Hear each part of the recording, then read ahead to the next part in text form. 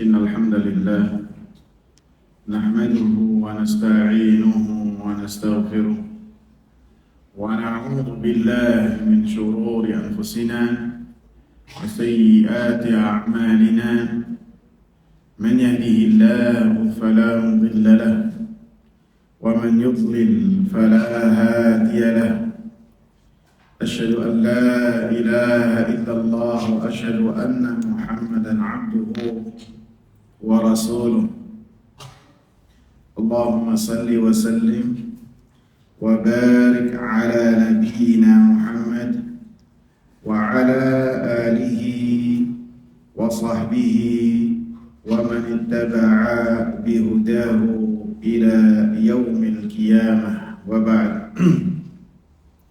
Jamaah sekalian yang saya muliakan, alhamdulillah senantiasa kita panjatkan puji dan syukur kita kepada Allah Subhanahu wa taala yang telah memberikan kepada kita banyak karunia, banyak nikmat, karunia yang tak terhingga, dari nikmat iman, nikmat Islam, nikmat kita bermajlis di salah satu rumah dari rumah-rumah Allah Subhanahu wa taala dalam rangka mengagungkan Allah Subhanahu wa taala, dalam rangka paham cara mengagungkan Allah Subhanahu wa taala sesuai dengan apa yang telah dikehendaki oleh Allah Subhanahu wa taala. Mudah-mudahan bermajlisnya kita di sini termasuk dari apa yang telah dikatakan oleh Rasulullah sallallahu alaihi wasallam, majtama'a qaumun fi baitin min buyutillah yatluna kitaballah. Tidaklah satu kaum mereka berkumpul di rumah Allah Subhanahu wa taala membaca ayat-ayat Allah Subhanahu wa taala, kecuali kata Rasulullah sallallahu alaihi wasallam, nazalat alaihi sakinah, akan turun ketenangan di hati orang-orang yang ada di dalamnya. Wa ghasyiyatuhumur rahmah, dan rahmat dari Allah Subhanahu wa taala pun turun. Wa hafathumul malaikah, dan para malaikat pun akan singgah di majlis yang di dalamnya diagungkan Allah Subhanahu wa taala, diagungkan ayat-ayat Allah Subhanahu wa taala. Wa dzakarahumullahu fi man 'indahu, dan keutamaan yang keempat, Allah Subhanahu wa taala akan menyebut dan memuji orang-orang yang mereka menghadiri majlis ilmu yang itu adalah dari taman-taman surga yang ada di dunia. Dan apabila seorang tidak masuk ke dalam taman-taman surga yang ada di dunia, maka ditakutkan dia pun tidak akan masuk ke taman surga yang abadi yang Allah Subhanahu wa taala siapkan buat orang-orang yang bertakwa, yang di dalamnya malah ain ra'at, yang tidak pernah dilihat oleh mata dan tidak pernah didengar oleh telinga dan tidak pernah terlintas di benak siapapun juga yang Allah Subhanahu wa taala persiapkan buat orang-orang yang bertakwa kepada Allah Subhanahu wa taala. Jamaah sekalian yang saya muliakan, Allah Subhanahu wa taala turunkan Al-Quranul Karim, dan Al-Quranul Karim adalah perkataan yang Allah Subhanahu wa taala turunkan kepada Nabi Muhammad sallallahu alaihi wasallam melalui malaikat Jibril alaihi salam. Dan kalamullah dari Allah Subhanahu wa taala, mulai datangnya dari Allah Subhanahu wa taala dan akan kembali kepada Allah Subhanahu wa taala. Al-Quranul Karim Allah Subhanahu wa taala turunkan supaya manusia membacanya, supaya manusia mengamalkannya dan memperhatikan apa-apa yang ada di dalam Al-Quranul Karim. Allah Subhanahu wa ta'ala katakan dalam surat Al-Baqarah ayat 120, Alladzina atainahumul kitaba yatlunahu haqqa tilawatihi ulaika yu'minuna bih. Dan orang-orang yang kami berikan kepadanya Alkitab, kemudian membacanya dengan sebenar-benar bacaan, mencakup dengan membacanya, menghafalnya, memahaminya, mentadaburinya, dan mengamalkan apa yang terkandung di dalam Al-Quranul Karim. Dan itu adalah sebenar-benar bacaan. Dan Allah Subhanahu wa ta'ala turunkan Al-Quran untuk hal ini, bukan sesuatu yang lain. Dalam surat Sad ayat 29, Allah Subhanahu wa ta'ala katakan, Kitabun anzalnahu ilaika mubarakun liyadabbaru ayatihi wa liyatadhakkara ulul albab.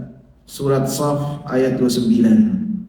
Kitab yang telah kami turunkan kepadamu wahai Nabi Muhammad sallallahu alaihi wasallam, yang Quran tersebut penuh berkah, yang Quran tersebut di dalamnya ada kebaikan yang banyak. Gunanya untuk apa? Liyadabbaru ayatihi, mereka untuk memperhatikan ayat-ayatnya, untuk menelaah dan mempelajari apa-apa yang ada di dalamnya. Waliyatadzakkara ulul albab, dan untuk mereka orang-orang yang berakal memahami ayat-ayat yang terkandung di dalam Al-Quranul Karim. Jamaah sekalian yang saya muliakan, Al-Quran yang Allah Subhanahu wa ta'ala turunkan kepada Nabi Muhammad sallallahu alaihi wasallam, oleh para sahabat mereka menghafalnya. Bahkan sebelum menghafalnya, mereka memahaminya. Bahkan dikatakan oleh Abdullah bin Mas'ud bahwasanya kana ar-rajulu minna idza ta'allama ashra ayat lam yujawizuhunna hatta ya'rifa ma'aniyahunna wal 'amala bihinna. Bahwasanya salah seorang di antara kami apabila mempelajari 10 ayat, maka 10 ayat tersebut tidaklah dilewati oleh para sahabat kecuali mereka memahami apa yang terkandung dari makna-makna ayat tersebut dan mengamalkan ayat-ayat tersebut. Dan para sahabat ridwanullahi alaihim, ketika mereka mendapatkan Al-Quran, maka mereka langsung memahaminya, karena Al-Quran turun dengan bahasa mereka. Dan apabila mereka tidak memahaminya, maka mereka pun bertanya kepada Rasulullah sallallahu alaihi wasallam. Dan para sahabat ridwanullahi alaihim, mereka ketika mendapatkan ayat-ayat Al-Quran turun kepada Nabi sallallahu alaihi wasallam, maka mereka cantumkan, mereka tulis, mereka hafal, mereka tulis, mereka tulis di dada-dada mereka dengan cara menghafal. Bahkan sebagian yang bisa menulis dan membaca, maka mereka tulis semampu mereka. Ada yang di pelepah korma, ada yang di kulit yang sudah disamak dan dikeringkan, kulit binatang yang sudah disamak dan dikeringkan. Ada juga di kayu yang mereka menulisnya. Dan Nabi sallallahu alaihi wasallam memiliki penulis wahyu. Seperti siapa? Seperti Ali bin Abi Thalib, seperti Muawiyah bin Abi Sufyan, yang mana apabila ayat-ayat Al-Quran turun, Nabi sallallahu alaihi wasallam memanggil para penulisnya, kemudian mengatakan, tulis ayat ini di ayat itu, iringkan ayat ini dalam surat ini. Dan letak-letak ayat-ayat Al-Quran itu sifatnya adalah tauqifi, langsung dari Allah Subhanahu wa ta'ala. Ayat yang ini taruh di mana, maka semuanya telah ditentukan langsung oleh malaikat Jibril atas perintah Allah Subhanahu wa taala tauqifi. Adapun letak penyusunan surat-surat Al-Qur'an, maka itu adalah ijtihad para sahabat dan ijma' dari para sahabat, dan semuanya telah dijaga oleh Allah Subhanahu wa taala. Kemudian sesudahnya, setelah Rasulullah SAW wafat, setelah 23 tahun Rasulullah SAW mendapatkan wahyu dari Allah Subhanahu wa taala siang dan malam, maka setelahnya khilafah dipimpin oleh Abu Bakar As-Siddiq radhiyallahu anhu. Kemudian Umar bin Khattab radhiyallahu anhu ketika mendapati sebagian para penghafal Al-Qur'an mereka wafat dalam peperangan Yamamah, yang peperangan tersebut melawan pasukannya Musailimah Al-Kadzdzab, maka Umar bin Khattab radhiyallahu anhu menyarankan kepada Abu Bakar As-Siddiq radhiyallahu anhu supaya dikumpulkanlah Al-Qur'anul Karim, karena ditakutkan apa yang telah ada di dada para penghafal Al-Qur'an akan hilang dengan wafatnya para penghafal Al-Qur'an. Maka Abu Bakar As-Siddiq pun memerintahkan Zaid bin Thabit untuk mengumpulkan Al-Qur'anul Karim yang ayat-ayatnya bersebaran di mana-mana. Kemudian setelahnya apa yang telah dikumpulkan dipegang oleh Umar bin Khattab setelah Abu Bakar wafat. Dan setelah Umar bin Khattab radhiyallahu anhu wafat, maka Umar bin Khattab menyerahkan mushaf yang telah ditulis oleh dan dikumpulkan oleh Abu Bakar kepada putrinya Hafsah.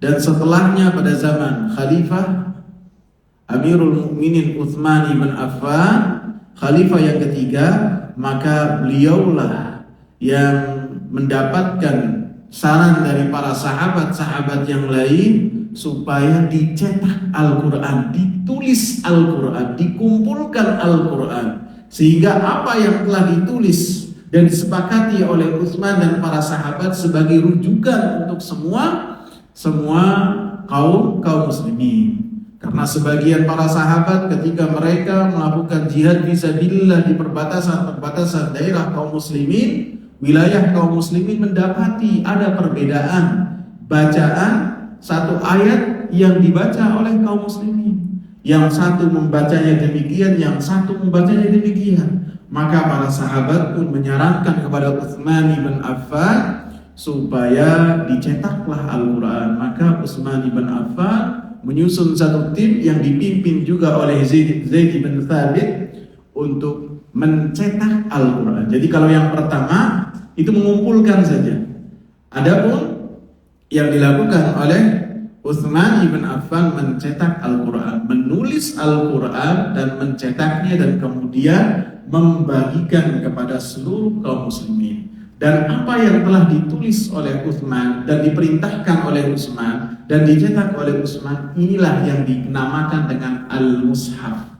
Sehingga mushaf tersebut dinisbatkan kepada Utsman, Al-Mushaf Al-Utsmani, karena beliaulah yang memiliki ijtihad untuk mengumpulkan dan membagikan kepada seluruh wilayah di kaum muslimin, di kaum muslimin. Sehingga selain dari mushaf yang telah disepakati oleh Utsman bin Affan, yang berlawanan dengan Utsman bin Affan, yang telah disepakati oleh Utsman bin Affan, maka Utsman bin Affan dan para sahabat memerintahkan bahwasanya mushaf tersebut, walaupun sebagiannya adalah cetakan ayat-ayat Al-Quran, akan tetapi cetak tulisannya berbeda, ayatnya berbeda, maka cara menghilangkannya oleh para sahabat dibakar, dan kalau tidak dibakar maka ditanam di dalam tanah. Jamaah sekalian yang saya muliakan, maka pada kesempatan kali ini kita akan membahas tentang bagaimana cara kita bermuamalah dengan mushaf yang ada sekarang berada di rumah-rumah kita, yang ada di di tangan kita, yang terkadang mushaf tersebut ada di HP pintar kita, ada di laptop, ada di HP, ada di tab. Maka bagaimana cara kita bermuamalah dengan mushaf tersebut? Para ulama ridwanullahi alaihim, mereka sangatlah memperhatikan terhadap mushaf tersebut. Bagaimana cara mereka bermuamalah dengan mushaf tersebut? Maka termasuk bentuk pengagungan mereka kepada Allah Subhanahu wa taala.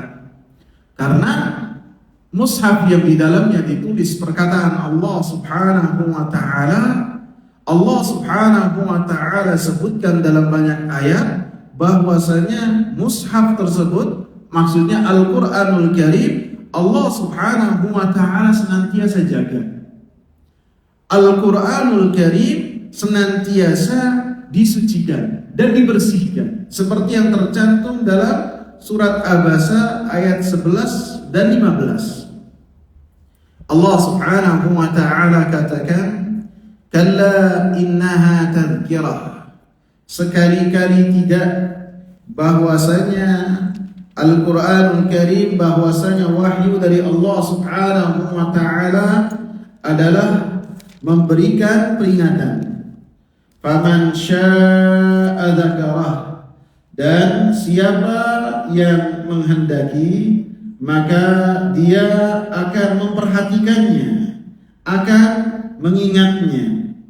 Fi suhufin mukarramah, dan itu semua terdapat di dalam lembaran-lembaran, yang lembaran-lembaran tersebut dimuliakan di sisi Allah Subhanahu wa taala. Marfu'atin mutahharah, yang senantiasa ditinggikan dan senantiasa disucikan. Bi aidi safarah, yang di tangan para malaikat-malaikat yang diutus oleh Allah Subhanahu wa taala dan diperintahkan oleh Allah Subhanahu wa taala. Kirarin bararah, ayat yang ke-16, malaikat-malaikat tersebut yang senantiasa mulia dan lagi berbakti kepada Allah Subhanahu wa taala dan senantiasa tunduk patuh kepada Allah Subhanahu wa taala. Maka di dalam ayat ini, surat Abasa ayat 11 dan sampai 16, Allah Subhanahu wa taala sebutkan bahwasanya apa yang Allah Subhanahu wa taala turunkan berada di lembaran-lembaran yang senantiasa dimuliakan oleh Allah Subhanahu wa taala, yang senantiasa diangkat dan ditinggikan oleh Allah Subhanahu wa taala dan disucikan oleh Allah. Artinya apa? Artinya kita diperintahkan oleh Allah Subhanahu wa taala untuk memuliakan apa yang dimuliakan oleh Allah Subhanahu wa taala dan mensucikan apa yang disucikan oleh Allah Subhanahu wa taala. Apabila sebagian orang mereka tidak menghormati Al-Qur'an, tidak memuliakan Al-Qur'an, tidak memuliakan mushaf yang di dalamnya ada Al-Qur'anul Karim, maka mereka tidak memuliakan apa yang dimuliakan oleh Allah Subhanahu wa ta'ala. Di dalam surat Az-Zukhruf ayat yang keempat, Allah Subhanahu wa ta'ala katakan, wa innahu fi ummil kitab ladaina la'aliyyun hakim. Sesungguhnya Al-Quran fi ummil kitab, di dalam kitab yang induk, ladaina, yang kami miliki, dan Allah Subhanahu wa ta'ala niscaya maha tinggi, dan Allah Subhanahu wa ta'ala maha bijaksana. Di dalam surat Al-Waqi'ah ayat 77 sampai 79,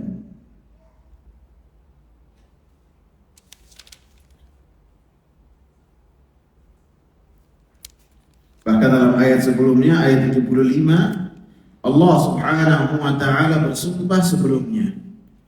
Fala uqsimu bimawaqi'il nujum. Aku bersumpah dengan tempat beredarnya bintang-bintang. Wa innahu laqasamun law ta'lamuna 'azim. Dan sesungguhnya itu adalah benar-benar sumpah yang besar sekiranya kalian mengetahui. Kemudian apa? Surat Al-Waqi'ah yang tadi saya bacakan dari 54, 56, tadi saya dibaca 5 ya. Salah. 7, 75 dan 76, maaf. Barakallahu fikum. Dan dalam ayat 77 Allah katakan, innahu laqur'anun karim. Dan sungguh ini adalah Al-Qur'an yang sangat mulia. Fi kitabim maknun. Di dalam kitab yang terjaga, yaitu Al-Lauhul Mahfuz. La yamassuhu illa al-mutahharun. Dan tidaklah yang menyentuh Al-Quran tersebut yang berada di Al-Lauhul Mahfuz kecuali yang telah disucikan oleh Allah Subhanahu wa ta'ala, yakni para malaikat-malaikat yang diperintahkan oleh Allah Subhanahu wa ta'ala. Dalam ayat yang sudahnya, ayat 80, tanzilun min rabbil alamin, diturunkan oleh Allah Subhanahu wa ta'ala, Rabb yang memiliki alam semesta. Maka dari 3 ayat ini,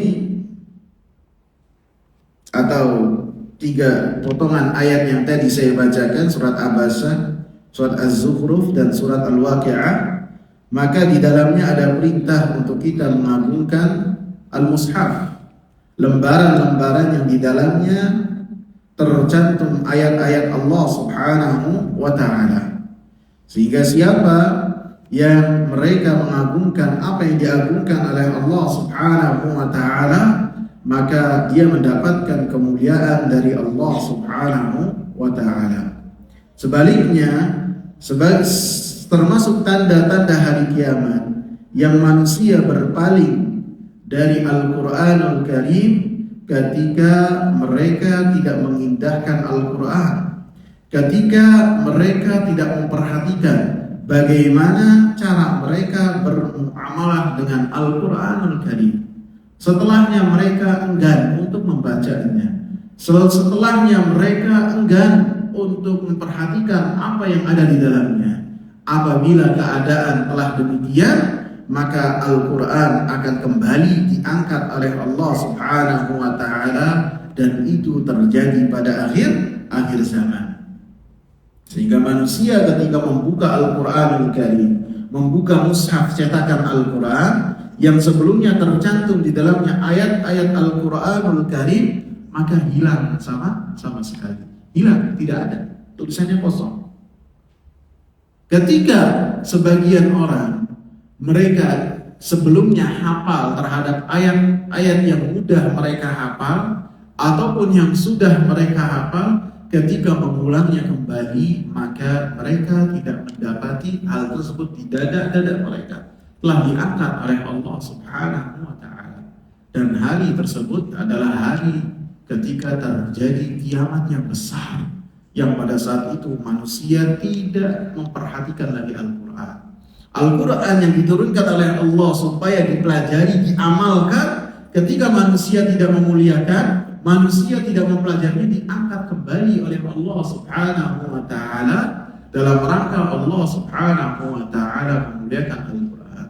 Tetapi di hari tersebut tidak ada orang yang memiliki keimanan sedikit pun.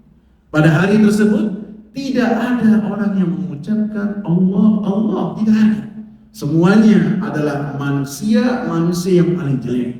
Sehingga Rasulullah katakan, la taqumu sa'atu illa ala syiraril khalqi.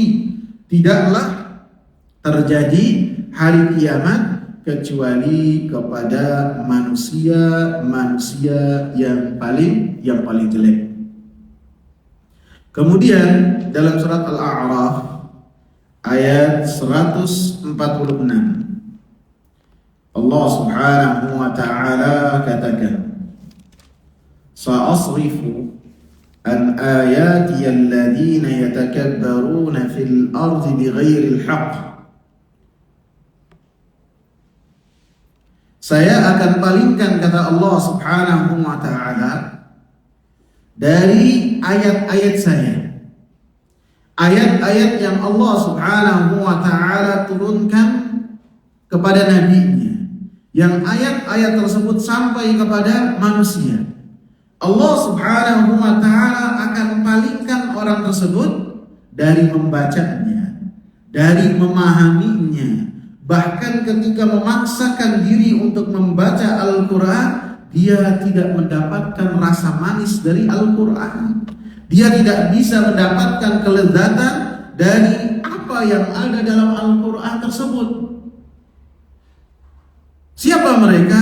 Alladzina yatakabbaruna fil ardi bighairil haqq, yaitu yang mana mereka memiliki keangkuhan dan kesombongan di muka bumi tanpa memiliki kebenaran. Mereka adalah orang-orang yang sombong. Mereka adalah orang-orang yang apabila datang kepada mereka kebenaran, mereka menolaknya. Hati-hati mereka dipenuhi dengan syubhat. Hati-hati mereka dipenuhi dengan syahwat. Maka ingatlah apabila Rasulullah SAW katakan bahwasanya malaikat yang mana itu adalah makhluk-makhluk yang mendapatkan kemuliaan dari Allah Subhanahu wa ta'ala akan terhalang dari rumah kita apabila di dalamnya ada anjing, apabila di dalam rumah ada gambar-gambar yang bernyawa, dan tentu gambar-gambar tersebut dan binatang tersebut lebih ringan daripada syahwat dan syubhat yang ada di hati seseorang. Sehingga ketika kesombongan sudah dipenuhi di dalam hati seseorang, maka akan menghalangi seseorang untuk dia tunduk patuh kepada Allah Subhanahu wa ta'ala. Ia terhalang untuk mendapatkan kenikmatan ketika membaca Al-Quranul Karim. Maka tentu termasuk sifat kesombongan yang dilakukan oleh seseorang di muka bumi tanpa kebenaran adalah ketika orang-orang yang mereka bermuamalah terhadap Al-Quran, mereka tidak beradab terhadap Al-Mushaf ini dengan Mushaf ini dengan adab yang benar. Para ulama ridwanullahi alaihim, mereka adalah manusia-manusia yang senantiasa tawadhu, senantiasa merendahkan diri mereka kepada Allah Subhanahu wa ta'ala. Bahkan sebagian mereka ketika membaca Al-Quran, mereka seakan-akan berbicara langsung dengan Allah Subhanahu wa ta'ala. Sangat beradab, posisinya beradab, kaki mereka di mana, Al-Quran yang mereka pegang pun di mana, mushafnya di mana. Mereka senantiasa memperhatikan itu semua. Dalam rangka apa? Merendahkan diri kepada Allah Subhanahu wa ta'ala, tunduk patuh kepada Allah Subhanahu wa ta'ala, dan tidak sombong kepada Allah Subhanahu wa ta'ala. Karena ketika seseorang melakukan itu semua, maka Allah Subhanahu wa ta'ala akan berikan dia taufik.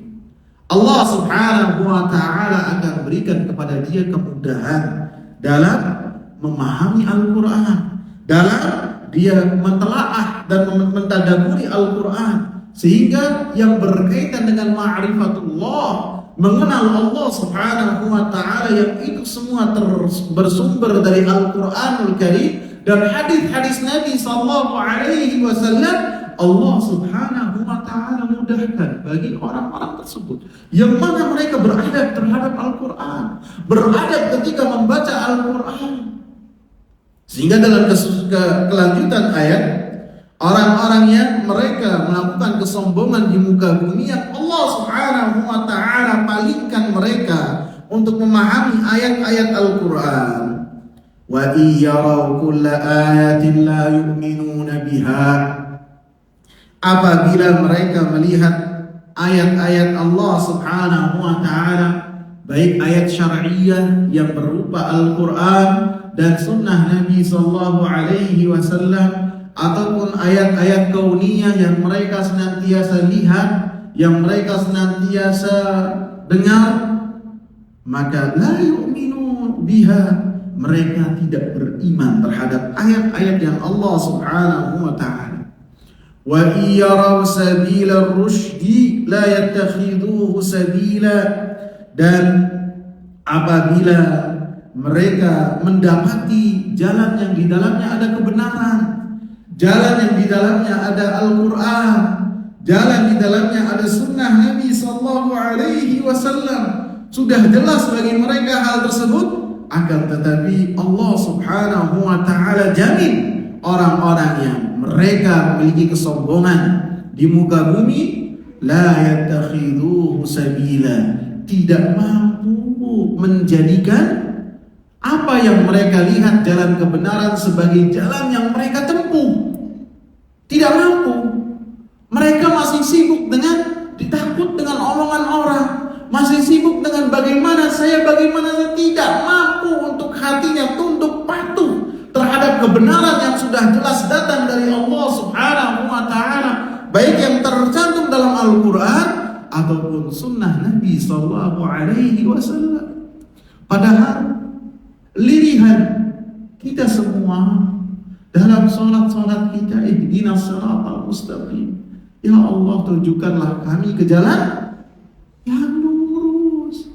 Akan tetapi karena ada batu besar yang mengganjal di hati kita berupa kesombongan termasuk dalam bermuamalah dengan mushaf yang di dalamnya ada kalamullah, maka kebenaran yang ada di depan mata kita Allah Subhanahu wa taala jamin la yattakhidhu sabila, dia tidak menjadikan hal tersebut sebagai jalan yang dia menempuh untuk menuju kepada Allah Subhanahu wa taala. Sebaliknya, wa iyaraw sabilal ghayy yattakhidhuhu sabila, dan jika melihat ada jalan-jalan di dalamnya kesesatan yang menjauhkan daripada terang benderang cahaya yang dibawa oleh Rasulullah sallallahu alaihi wasallam, yattakhidhuhu sabila, dia mengambil jalan tersebut sebagai pedoman hidupnya. Subhanallah. Dzalika bi annahum kadzdzabu bi ayatina wa kanu anha ghafilin. Dan itu semua disebabkan, kata Allah Subhanahu wa taala, karena mereka mendustakan ayat-ayat Allah Subhanahu wa taala, dan mereka dari ayat-ayat Allah Subhanahu wa taala dalam keadaannya lalai. Mereka tidak memperhatikan Al-Quranul Karim. Mereka ketika membacanya pun dalam sangat singkat sekali. Tidak ada waktu yang ia tentukan, yang ia pastikan untuk membaca Al-Quranul Karim. Dengan perkara-perkara dunia sibuk. Ketika sampai rumah tidak berkhalwat dengan Allah Subhanahu wa taala dengan membaca Al-Quranul Karim, tidak, lebih sibuk dengan perkara-perkara yang lain. Bahkan lebih-lebih kita di zaman ini kita tidak pernah ditinggalkan dari perkara-perkara yang menyibukkan kita dari Allah. Dimanapun kita berada, maka kita dikejar dengan pertanyaan orang, dengan percakapan orang. Kita tidak mampu untuk mengorbankan itu semua untuk berkhalwat dengan Allah Subhanahu wa taala dan berbicara dengan Allah Subhanahu wa taala.